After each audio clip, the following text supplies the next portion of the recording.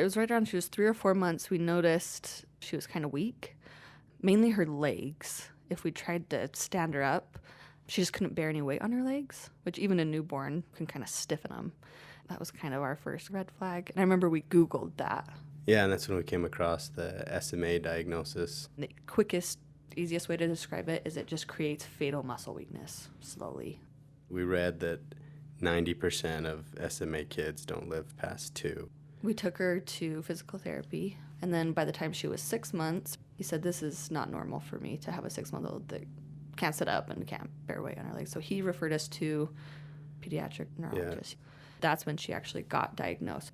And the memory is still so ingrained in my head that time slowed down. It was like slow motion and surreal because we both knew she has this disease that's going to end up taking her life. Our worst case scenario had become reality.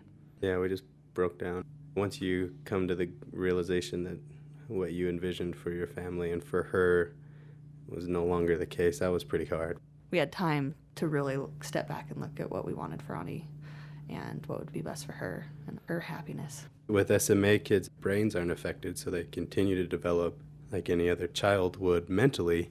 Seeing her go through it and that she could still be happy and still smile, that made it easier for me.